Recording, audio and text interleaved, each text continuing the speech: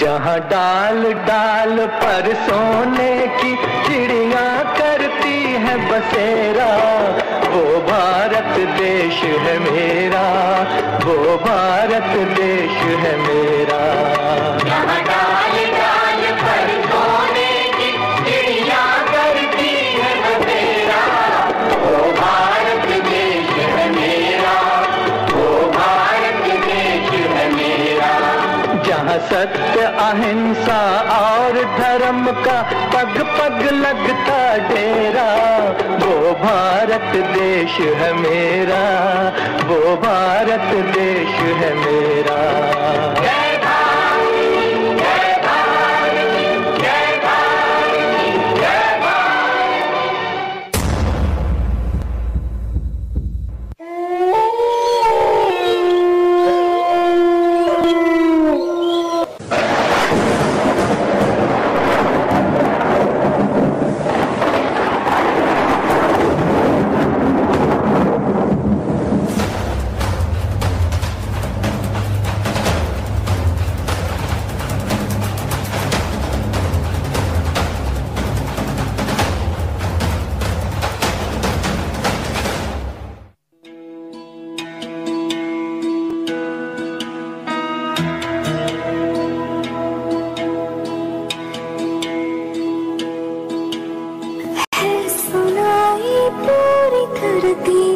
चलाता है मेरी भी सुन ले अर्ज मुझे घर बुलाता है।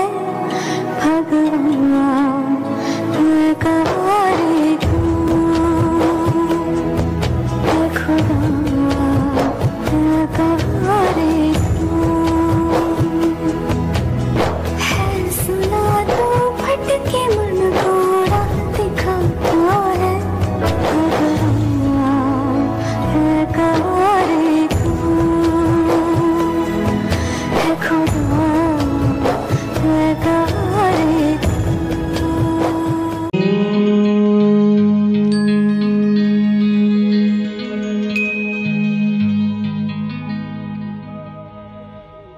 ब्रह्म से शिव बाबा पधारे, बोलते ध्वनियों। ब्रह्म से शिव बाबा पधारे, बोलते ध्वनियों।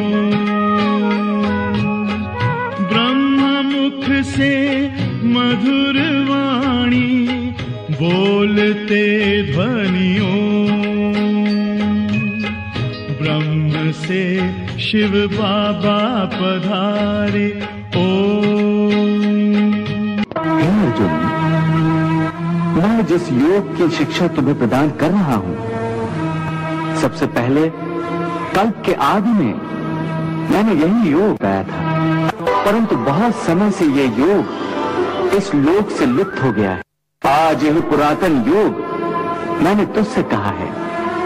हे केशव, तुम्हारा जन्म तो इसी काल में हुआ है।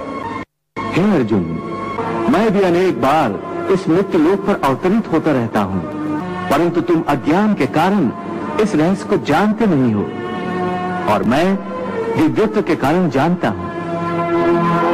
परंतु हे अर्जुन, मेरा जन्म साधारण प्राणियों की भांति नहीं होता। मैं अविनाशी हूं और अजन्मा भी हूं। मैं समस्त भू प्राणियों का ईश्वर हूं, इसलिए मेरा जन्म प्राकृत मनुष्यों के सदृश नहीं है। मैं प्रकृति को आधीन करके अपनी योग माया के द्वारा प्रकट होता हूं। हे पार्थ, मेरे जन्म और मेरे कर्म दोनों दिव्य हैं। मेरे इस दिव्य और अलौकिक स्वरूप को ज्ञानी मनुष्य जानते हैं, परंतु हे अर्जुन, ऐसा महात्मा अति दुर्लभ है। हे केशव, तुम सर्वेश्वर हो, समस्त चराचर के स्वामी हो, त्रिलोकपति हो, फिर तुम्हें मृत्यु लोक पर जन्म लेने की क्या आवश्यकता है? यदा यदा हि धर्मस्य ग्लानिर्भवति भारत, अभ्युत्थानम् अधर्मस्य तदात्मानं सृजाम्यहम्। किस स्थिति में क्या धर्म है तेरा, ज्ञात तू इस इसका मर्म किए जा, तेरे लिए जो धर्म है निश्चित निष्ठा से वो कर्म किए जा, तेरे लिए जो धर्म है निश्चित निष्ठा से वो कर्म किए जा। यदि प्रारब्ध ही सब कुछ है तो कर्म की आवश्यकता क्या है? कर्म बिना प्रारब्ध न बनता, इसलिए कर्म विधान बना है। फल पर यदि अधिकार नहीं तो कर्म का पौधा क्यों बोना है? कर्मों के फल की प्राप्ति है अर्जुन, जन्मों का लेखा जोखा है। कर्म से हो सब धर्मों का साधन, इसलिए कर्म महत्व बड़ा है। तुमने मेरे मन में ज्ञान की ज्योत जलाकर अज्ञान के अंधकार को नष्ट कर दिया है। केशव, अब मुझे कुछ और नहीं पूछना। तुम्हें यदि कोई अंतिम उपदेश देना हो तो उस प्रसाद को पाने के लिए मैंने अपने मन की झोली फैला रखी है। सचमुच मेरा अंतिम उपदेश सुनना चाहते हो? हाँ केशव, यदि वो जानना चाहते हो अर्जुन जो तुम्हारी बुद्धि और तर्क से परे है, तो सुनो। मेरा अंतिम उपदेश बस इतना ही है। सब पूजा की विधियों को, सब योग साधनों को और समस्त धर्मों को भुलाकर केवल मेरी शरण में आओ। सर्वधर्मान् परित्यज मामेकं शरणं व्रज, अहं त्वां सर्वपापेभ्यो मोक्षयिष्यामि मा शुचा।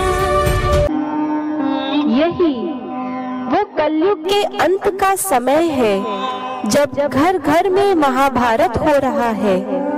वास्तव में यही समय धर्म ग्लानि का है। अभी मनुष्य दुर्योधन, दुशासन, कंस, जरासंध जैसे बन गए हैं। मानवीय मूल्यों की जगह आज यही आसुरी वृत्तियां व्याप्त है। ये संसार ही कुरुक्षेत्र और कलयुग का समय ही महाभारत का समय है।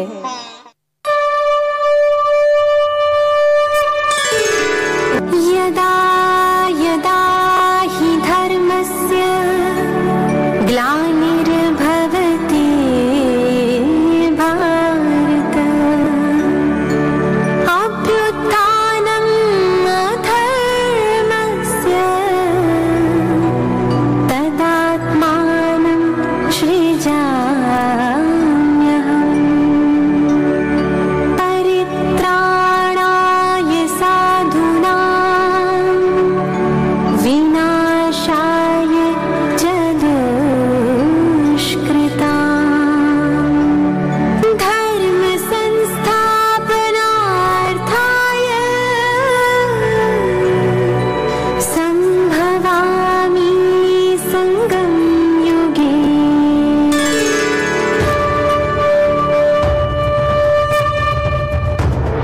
निराकार शिव है आए, गीता का ज्ञान सुनाए। ब्रह्मा तन आधार ले सच्ची सच्ची गीता सुनाए। निराकार शिव है आए, गीता का ज्ञान सुनाए। इसी समय पर परमात्मा स्वयं साधारण मानवीय रथ का आधार लेकर अर्जुन रूपी आत्माओं को गीता का ज्ञान दे रहे हैं, जिससे वे अपने ही अंदर की आसुरी वृत्तियों पर विजय प्राप्त कर रही हैं। यही कल्याणकारी पुरुषोत्तम संगम युग कहलाता है।